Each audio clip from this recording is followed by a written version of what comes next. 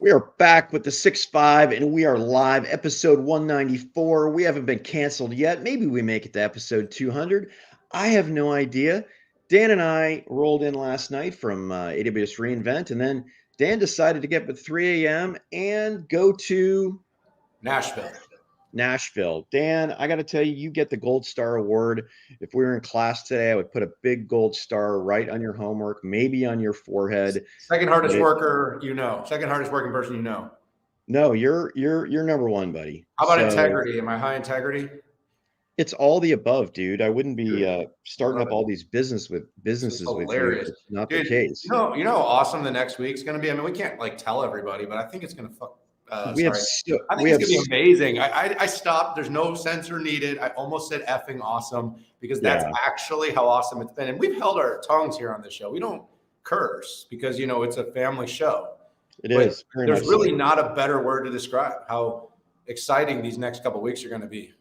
I totally agree. So, hey, guess what, fans? We decided to spend Thanksgiving with our families. So we have the 12-5. We're talking AWS, VMware Broadcom, Apple, Synopsys, Salesforce, Pure Storage, HPE, Zoom, Nvidia, HP, OpenAI, and Dell Tech. We're going to do it in 50 minutes. That's right. 50 minutes. Call my number, baby. AWS reInvent 2023. I mean, literally, this is going to be a hard one to get through in any meaningful, small amount of time. But there were semiconductors, there was serverless, a ton of storage, and a lot of generative AI. Dan, I'm gonna seed the homegrown silicon to you. I wanted to talk about alliances with Nvidia. Okay, nice. a big deal, right? So first and foremost, AWS sat on the sidelines with Nvidia's DGX Cloud, and the two companies came together on Monday with an optimized version that uses EFA versus Nvidia's network. What is EFA, Pat? Elastic Fabric Adapter, baby. Okay.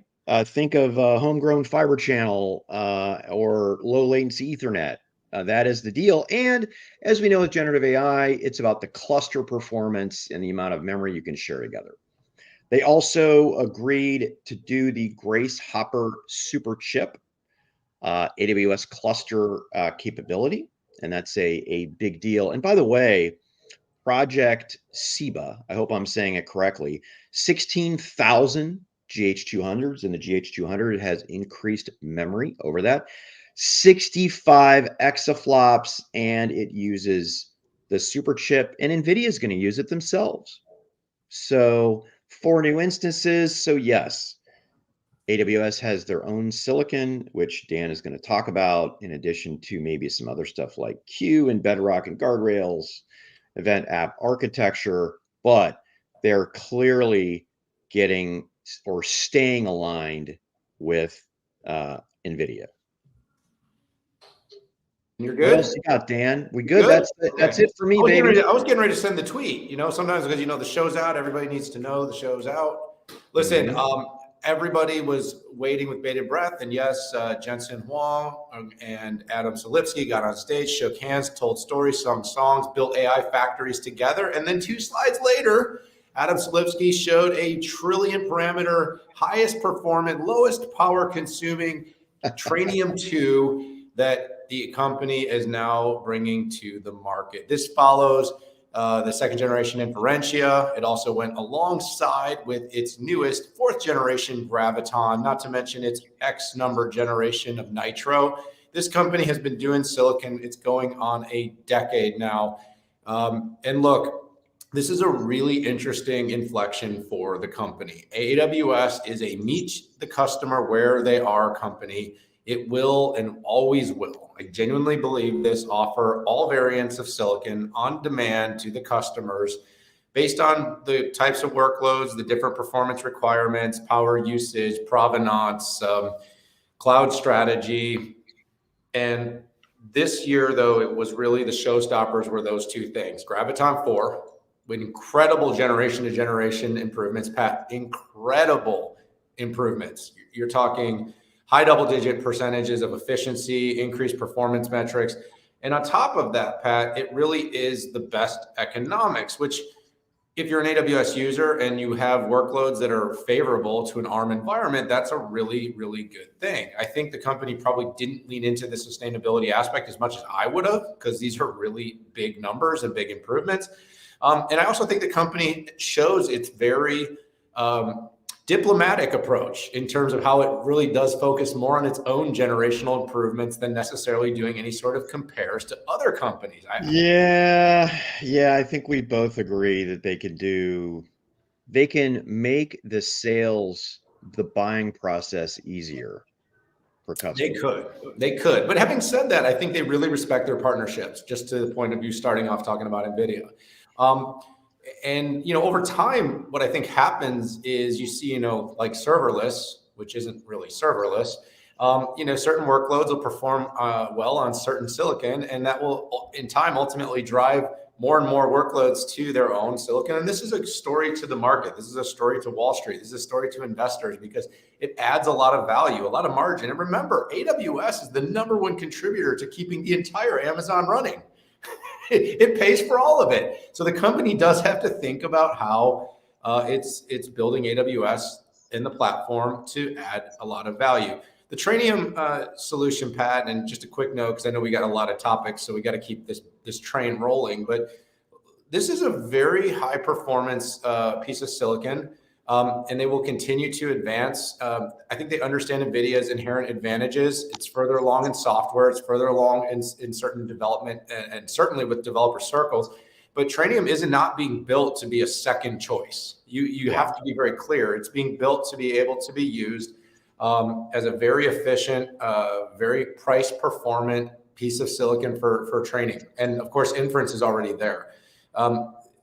This is going to be a really interesting kind of competitive competition to watch over time, because of course, NVIDIA demand will always be there. I mean, you have to be under a rock to not see how well that company's doing.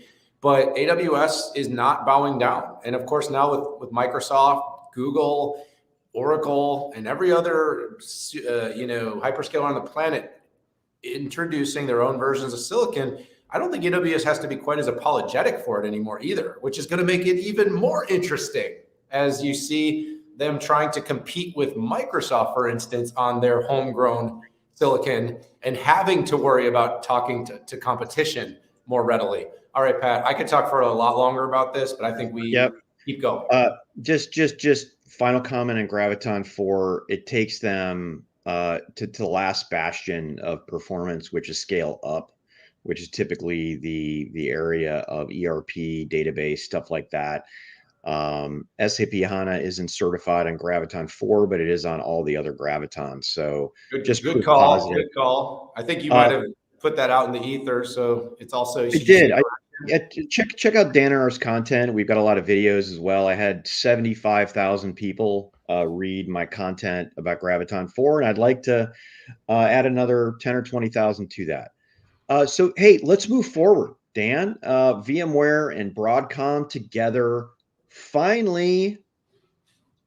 Well, listen, I never get any private messages from you when I talk too long. So what I'm going to do here is I'm going to make this one really fast. Hey, everybody, the deal for Broadcom to acquire VMware is done. And everything that we said would happen now has happened. Look for the upcoming and impending divestitures. Look for a continued thinning of the herd. I did hear a rumor that it will be a Palo Alto campus. I can't say where I heard that because I actually don't remember. But I heard that that big, beautiful campus will be the location of the new Broadcom, which will be, obviously, its software business will be led by the acquisition of VMware, of course, to partner. But Pat, not a lot to say here. I mean, look, apparently the PAC that came over here, the dinner and the shaking hands, and it was about 48 hours later, the rubber stamp went across and this deal closed. So Pat, I still stand by my thing. Good for the market. It will be a better acquisition than people think, and it will actually end up being really good for VMware shareholders.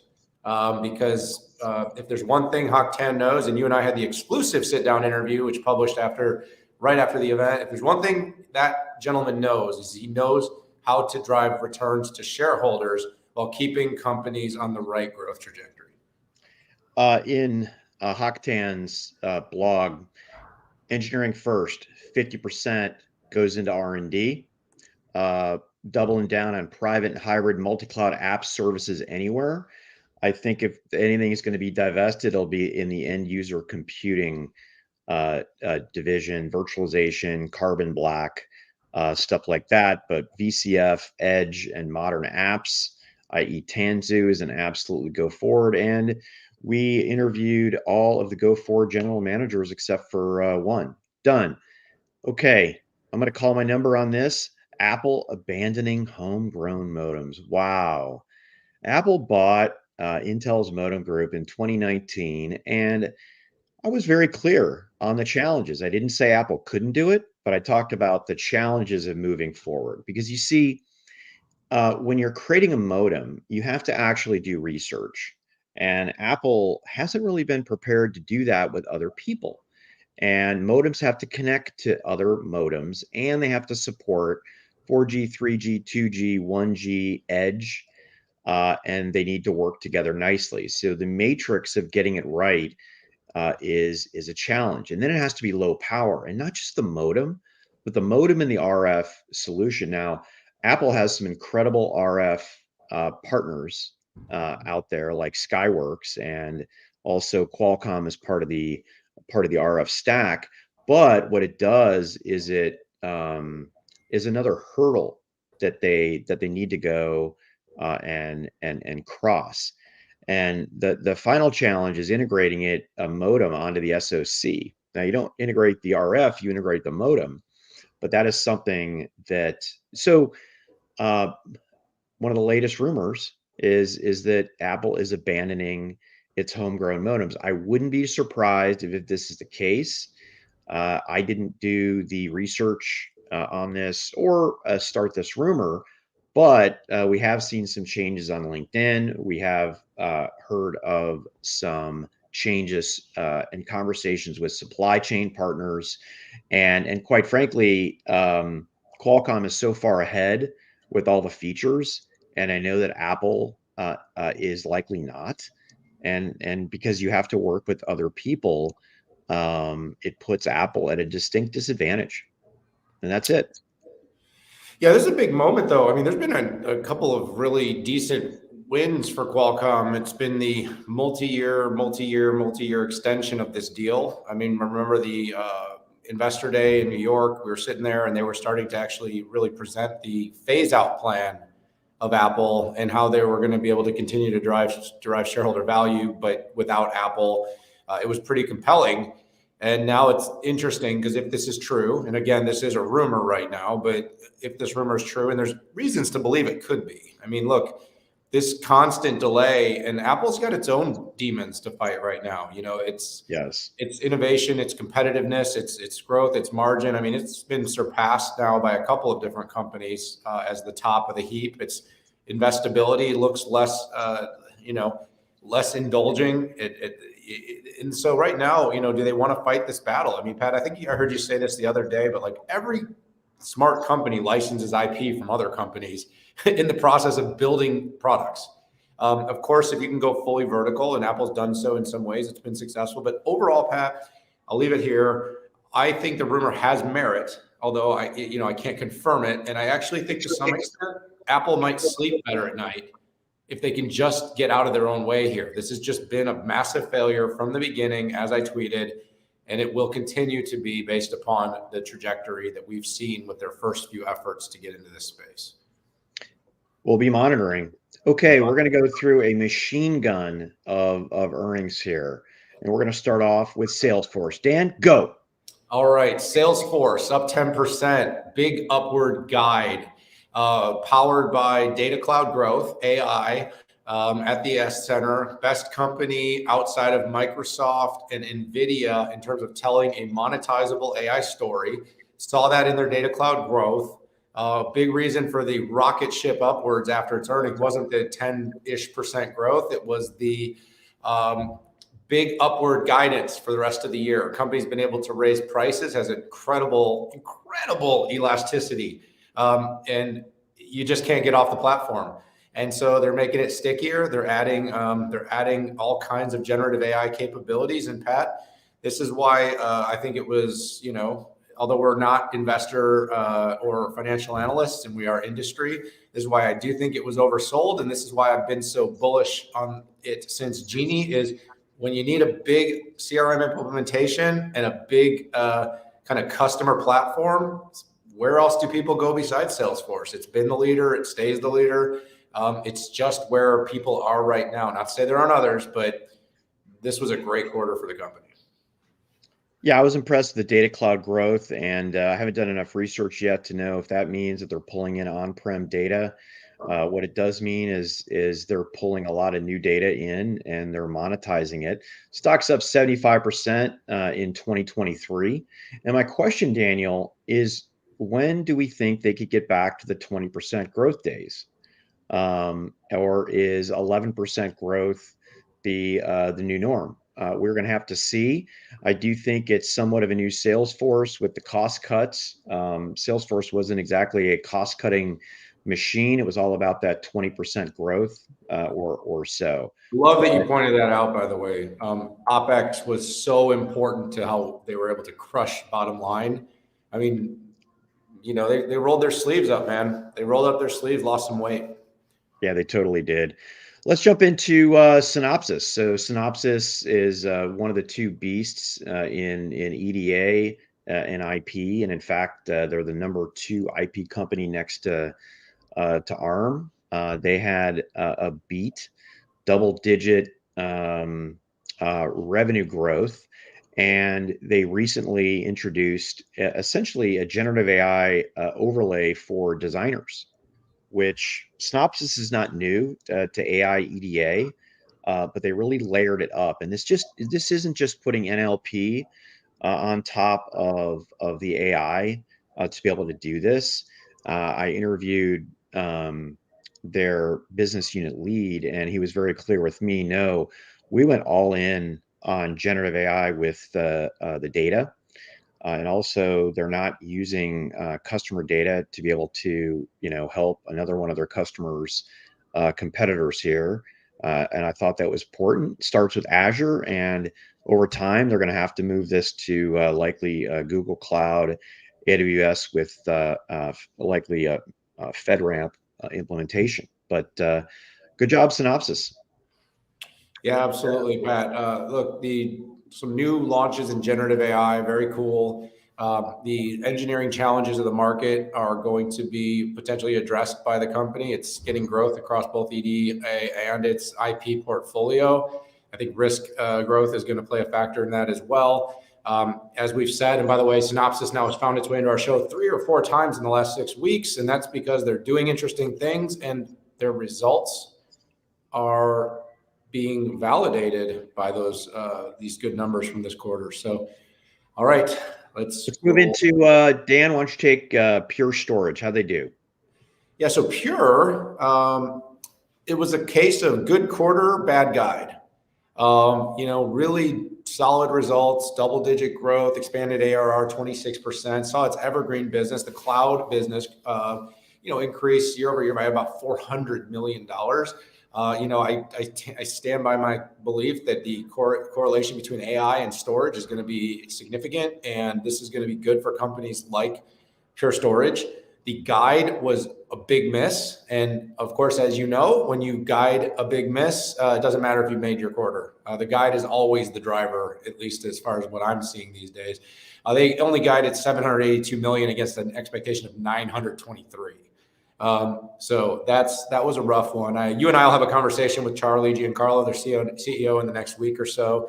I will be asking him to dig in a bit about what's going on there. Is it a longer term headwind? Was it a couple of deals that fell through? What really drove that? Having said that, I'm really watching their subscription ARR, their overall customer growth with their net product expansion, which has been very successful for the company, Pat. And they remain over 80 as an 81.4 NPS score because this customer gets the business of taking care of, this company gets the business of taking care of customers, and they continue to be the best in class at doing that.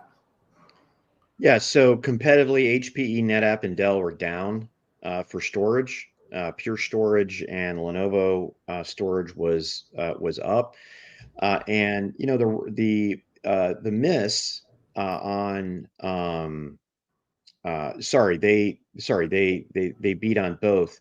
Forecast has a lot to do with some certain orders in telco, and I usually like to discern whether it's a self-inflicted wound or not. And I don't think this one is. And it's great to see QLC kick in, right? This is the lower cost FlashBlade to essentially remove spinning disk. So looking forward to the conversation next week.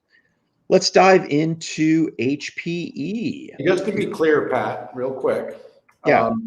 there is an HPE twice. So do you want to do HPE here and I'll do HPQ later? Oh, Because we got yeah. both of them. So your call. It's a choose your own adventure, but just do one and I'll do the other later. Well, actually, I see one HPE and then I see HP. Okay. Then just do Okay. HPE. Okay. All right. We're gonna do HPE. So, hang on a second here. Just pulling up my notes. Yep. So, revenue is down, but as we've seen from the shift to GreenLake, ARR was good. We also saw a freaking edge that was up 41%. That was crazy. They beat on profits, and the AI and supercomputing kicked in. And I need to drill down to see if that's the supercomputing deals that are finally being realized, or it's real AI. Forecast was down, and that's why HPE took the hit. The fundamentals are solid, though. I mean, there's nothing that I saw in their performance that was unexpected, and I think it's just a tough market for general compute. And aside from Lenovo and Pure, storage is tough as well. But again, I want to put the exclamation point, edge up 41%. By the way, was below expectations, but 41%. That's the last time I'll say this. Yeah. So I continue to watch ARR GreenLake. There's a pretty significant pivot that's taking place between the sale of large compute. You saw the HPC numbers, AI numbers, edge numbers continue to grow. The edge to cloud strategy clearly is working well, but that core kind of compute storage business has been slow. And I think some of that has to do with the pivot, to GreenLake, and some of that has to do with just the overall market conditions. When we talked about Dell, Lenovo, not a lot of year-on-year growth here in those particular areas. When they're such a big part of the number, those slower growth total dollar numbers that come from ARR just aren't going to add up quickly enough. Solid quarter, some work to be done there. I want to see the ARR for GreenLake continue to stay high because that's really where all the energy is. So that's where the numbers need to show up. Move on to Zoom. Dan, I think I said I would take that one. Yeah, go for it. Double. Yeah, so they had a beat double profit raise for Q3 FY24. So they absolutely crushed it, and it was great to see that their big customers drove the growth, which I like because the pricing is stickier, harder to switch. They had some really big names that they brought on the call. A few nuggets, right? 7 million paid call seats for a relatively new product. Another new product, contact center, 700 contact center customers. They doubled their virtual agent. 200,000 customers using AI, which, by the way, folks, that is the best example of work AI that I have used so far. And that's the summary notes. Try it out. I think you'll be impressed. Lowest churn ever, and free cash flow up 66%. So listen, I think that the AI for free is starting to pay off. And, when you get a beat double profit raise, it's a pretty awesome quarter. Yeah, Pat, you really did hit it on the head. Zoom is it's been a bit circumstantial. The Zoom boom of the COVID era led it to 200% and 300% growth, sent its stock price soaring to $300-400 a share, and then reality set in. and Zoom just continues to chip wood. They're continuing to add products, diversify the platform, add generative AI capabilities, deliver high quality customer experiences. They always will have the challenge of the more, monolithic platforms that live within big environments, whether it's Microsoft, Salesforce, Cisco, and they're always going to be the sort of outsider because they just haven't yet won that end-to-end platform. But lots of good integrations, lots of good capabilities, and good results consistently. So I think I think there's a growth story here, and it will be worth continuing to watch that. Yeah, so Nvidia, we talked Nvidia before, but listen, I mean, they crushed it. I mean, they beat EPS by almost 20%. They beat on revenue by over 13%, and their data center business is just an absolute beast. It's tripled in the past 18 months. So super impressive. We saw increases in gaming too, which was I thought pretty fascinating. So check out my segment on Yahoo Finance. We talk about if the growth can continue, where the growth is going to come from, what's going to happen in China, competition from AMD and Intel. And I got a question: Is Nvidia does Nvidia care about any of their other businesses? So check that out if you want the longer version of it. What an amazing set of results, Pat. If you want to watch a great interview, watch Pat's Yahoo Finance. If you want to watch an even greater interview, I'm just kidding. But I did spend 10 minutes on Bloomberg breaking this down in real time. And same as you, stunning set of results, but actually not surprising. It actually pretty much was exactly, I think, what you and I both expected the result to be. Huge growth, really positive outlook, strong guide, all about data center. Gaming actually did have a good comeback, by the way. It was not all that highly spoken of, and actually I think there was some fairly decent results out of the Omniverse business too. Or ProViz, which they call it. Automotive, sorry, just kicked my computer. Automotive remains sort of I don't know, sideways down. I don't know if they're just kind of forgetting about that business, if they've just seeded that business. Pat, my only worries is this growth. At some point, they're going to have the Zoom effect, where you grow like this, you grow like this, you grow like this. And I think training growth is more linear. Like the algorithmic growth, or whatever you want to call it, kind of that exponential growth, is more an inference. So the real question is where's Nvidia going to be when inference starts to scale? Because there's only, what did one very important silicon designer tell me this week? Won't claim any names, but basically there's about 20 companies that are buying training at scale. They have about 20 customers that they're focused on. So, after that, then it's all about inference, which can be done on a lot of different types of silicon. And there's a lot of different optionality. And suddenly there's more competition. All right. You want to jump on?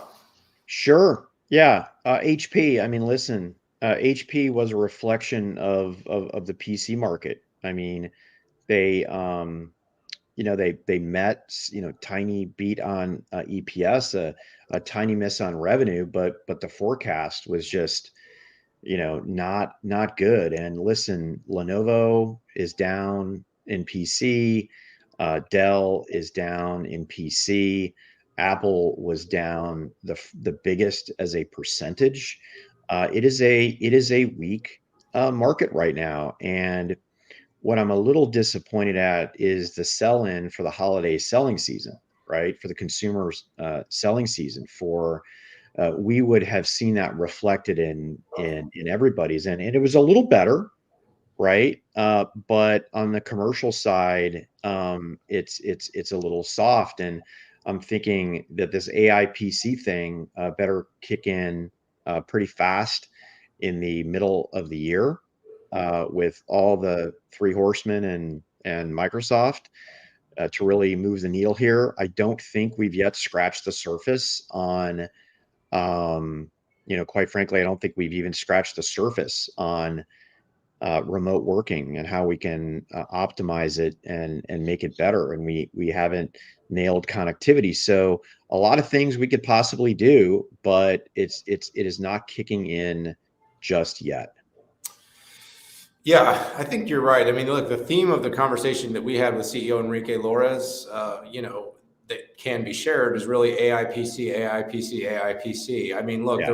there's some other things. It's always going to be driven by certain demands, certain pockets of product customer mix. You've got commercial and consumer always in different stages. You've got areas like workstations and gaming that come and go at different stages. But right now, the next super cycle, the next boom of demand for chips, especially on the PC side, is going to be AI. And so everybody's kind of wondering when. And the when question is really interesting. If you kind of look at the silicon diversity of what's going to come from like Intel in the next, because they're first out, not necessarily the highest performant of what we're seeing announced right now. But then you've got, AMD and of course Qualcomm and ARM with some really powerful variants. It seems like second half next year is when you're going to really start to see this. But then the question is, even then, people are going to want to, they're going to ease in, or are they going to go all in? And the ease into all in could be the difference of a ton of units. So HP challenged the same fate as its peers. Nobody had a great quarter in the PC space. It just hasn't happened yet. But the bottom does seem to be closer than it's been, based on an overall set of consensus that I'm hearing from the executives I'm talking to across the semiconductor and the OEM space. Hey, let's take a respite from earnings. Boy, we are cooking here, Dan. Yeah, we did great, dude. I actually, Wow. this makes me wonder if we couldn't actually do this show, or is this like we just love to hear ourselves talk, and when we feel like we're hurried, we can say a lot in a lot less time. Did I just say that about myself? Did I just diss myself? Yeah, let's just spend the last 25 minutes talking about you. Nice. I can do that. I can do that. Hey, let's have a little earnings interlude before we get to our last topic, and that is OpenAI debacle. And I think the conversation, Dan, is like this thing is resolved, and what were the reverberations? Like, I don't think we need to rehash every single gameplay that happened, but new lookup on the board. Microsoft still doesn't have a voting board seat, and Sam Altman is back, and Ilya is not on the board anymore. But what does this mean? I mean, is this done, Dan? And what does it mean? I mean, look, this is wild, and the amount of speculation is just crazy. I mean, look, it was great for media appearances. I had a chance to go on Fox Business, talk about this for a while. And by the way, anyone that said anything with a sort of emphatic tone is looking really stupid right now. Yeah. When I saw the news break, my news was basically like, this isn't the whole story. Just wait. There was no way that what we heard was the whole story. Whether it was, first of all, if he really was thrown out, it was probably going to be for something like nefarious.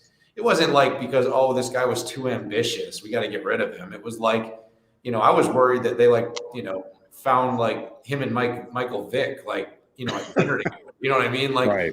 It just wasn't going to be something like that. And then once you realize it wasn't likely that, then you're like, all right, so what's going on here? And so, it started to become a real governance thing. You're looking at this, and this is a non-for-profit, which is so interesting in itself. You've got this non-for-profit company that's now forming a commercial business that is largely for-profit, that is funded almost entirely by corporations that are going to make massive amounts of money because of the implementation of this technology. And yet you've got a board that's largely full of people that are not even close to the level of being able to govern something that's got this kind of trajectory. Of course, you've got Altman, himself as a non-shareholder of the company, which is super weird. I still don't shareholder of the profitable company. Right. We think it's not really clear. Again, leaving more kind of weirdness in this whole situation. And then with this thing, it's so funny, Pat, but I'm not going to just diatribe here. I'm going to talk a little bit and I'm going to hand it to you, and maybe we can circle back since we were so efficient here. But it was super interesting to me is how then it got resolved, and then really just it was just over. For a week, this was the thing. There was nothing else that was going on. It was the only news, and every day was like a soap opera. And all of a sudden, it was over, and he's just back, and it's good. Everything's pretty much the same. And, all I can think to myself is, as we were listening to AWS talk about Bedrock, and we're listening to this kind of multi-open model approach, and you're listening to how this is going to work in the wild with real enterprises and how different models are good at different things. And, all I can think to myself is, gosh, this sure serves as a great moment for Microsoft to maybe say, we like OpenAI, but we're going to really lean into some partnerships here with Anthropic, Cohere. And by the way, this oddly gave the company permission to do so. I don't know if there's any real correlation between those things, but gosh, what a nice moment to maybe go back on that sort of, we're going to bet all in on a single partner here and open the opportunity for them to say, we're going to bet on an ecosystem, which seems to work best in every industry these days.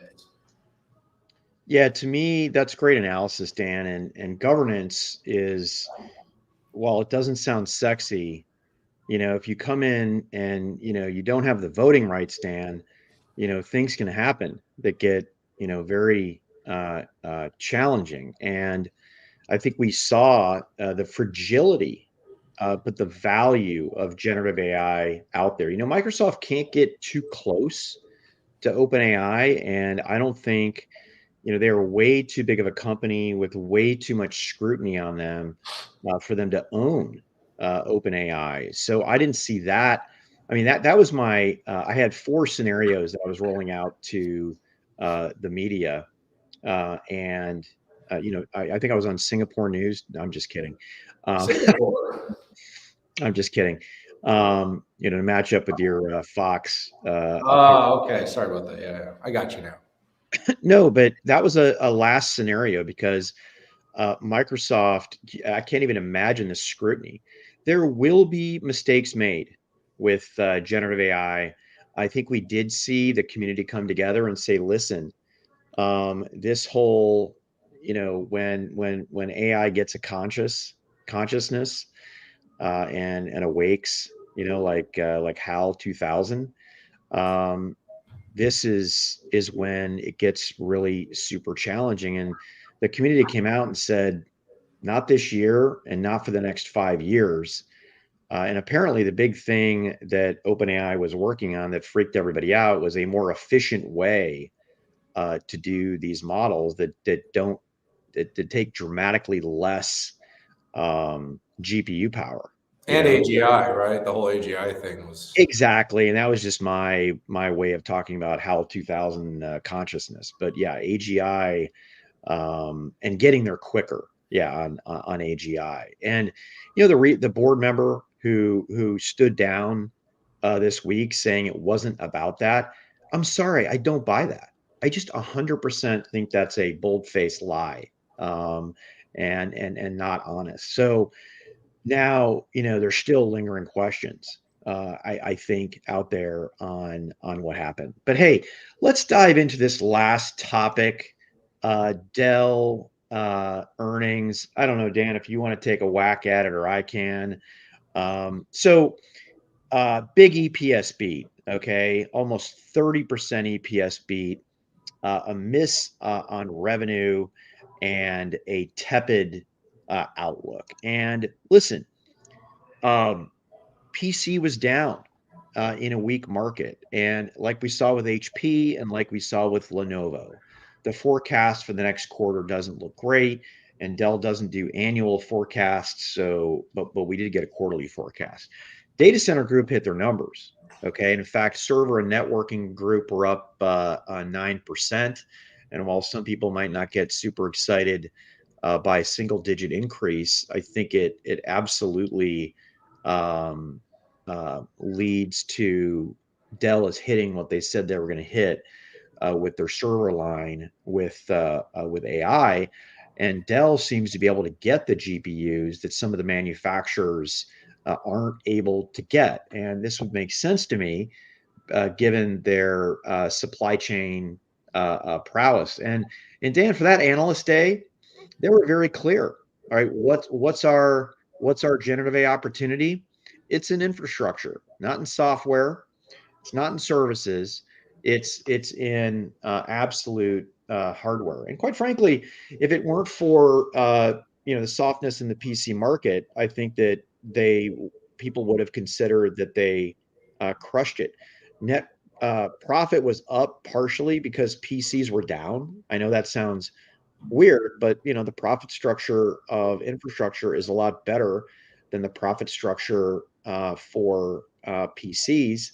And I believe that they're getting a premium for their AI infrastructure because Dell can actually ship. Storage was down. Now, typically, storage growth will come maybe a quarter after server growth. So I am expecting that to go up. We saw softness in large storage arrays as opposed to mid-range and low end. So there we have it. Yeah, I think it was a solid, example of Dell's operating prowess. Once again, operating really well within the constraints of the numbers. Growth has been harder to come by for the company. There's growth in pockets, and that growth is good. The AI outlook, and of course, the backlog on AI for the GPU is huge. And if they could actually fulfill that backlog, the numbers would look very different. But there's a few companies that could say that, so I don't want it to be necessarily a unique thing just to Dell. Like HP, it will be a huge beneficiary of this AI PC boom. Having said that, Dell actually, I think, could be an even bigger beneficiary in that particular area. But overall, Pat, I mean, I think, Dell continues to just sort of deal with this macro headwind, deal with it effectively, be very good at managing the operation, delivering value to shareholders, dividends and buybacks, and doing the right things to make sure it keeps its investors happy while we wait for the next sort of boom across infrastructure and PC buying. And that overall makes Dell a consistent value play. But that's also why it probably doesn't ever get the growth play, even as it did break, $100 billion in revenue last year. Good stuff, man. I'm looking forward to it. And somehow, Dan, in 42 minutes, we got through 12 topics. Sometimes we can't get through 6 topics in an hour. So yeah, you know what it is though. We ran the highest efficiency, lowest power consumption, performant GPU versions of ourselves today. And for those out there that like an occasional silicon joke, you and I never lack one of those. it is. What do you got lined up for the rest of the year, Dan? What does your schedule look like? Well, my schedule looks a lot like your schedule next week, but we're off to the Silicon Valley next week, actually for a bunch of different events. We've got something for Lattice, something for Marvell, something for AMD. Don't want to spoil any surprises, so just follow our socials and you'll see what's going on there. We've got some interviews with some big, important people while we're there. And then, of course, the week after that, I got one more trek up to New York. And hopefully after that, it's Mai Tais on the beach. You know me. I wake up and start work late, but I make up for it by leaving early. I thought I was the hardest working person in the industry. Dan, you are, and maybe I'm just fading here, but I'm super excited about some big announcements that we have coming up that over the next couple weeks in multiple areas. Hey, are you listening to me, or are Not you really. tweeting? You were saying something nice, and I was crying. I knew it. No, I'm looking forward to that. I'm really looking forward to seeing what AMD comes up with. I mean, they've already talked about what they're going to talk about, which is the MI 300. But it's like, who's going to get up on stage? Who's going to be their partners, right? We know that Azure has signed up. While it wasn't official, we did see Lisa Su with Jeff Clark and Michael Dell for the Dell Analyst Day. The company has talked about the MI 300 class being the fastest product to $1 billion in the company's history. And Lisa committed $2 billion to the street for 24. That probably means 4 or more. It's just conservatism. But yeah, I mean, I'm super interested to see if networking partners are going to join them, which CSPs, which OEMs are they going to be with, which model providers, right? It We would saw almost be Hugging. like there's a group of companies getting together to make AI easier. But I mean, who would do that? I mean, working Yeah, together? I know. Imagine that. I mean, that's the only way you're going to compete with Nvidia is No. to, Yes. oh, 100%. Oh, gosh, you're quicker than me, and you got up at 3 a.m. I did. I did. Anyways, folks, let's wrap up this show. Unless Dan, you've got anything else you'd like to talk about yourself on, we can Yeah, no, no, move I got forward. nothing else. I'd like to, thank everybody's for, as always, for tuning in. Hit that subscribe button. Join us for all our episodes here on the 6-5. Pat starts, I finish. That's how it goes, at least on the 6-5 on the roads. Insiders in the booth. Look for some news from us in the next few days. We've got big news. Big news. We're going to be revolutionizing this platform, and we're going to be doing some other things that you should be excited about. But again, I don't want to spoil any great secrets of huge things that we're going to do that are super disruptive and really meaningful to the industry. So I'm not going to say anything else. Just Thanks, tune in everybody. next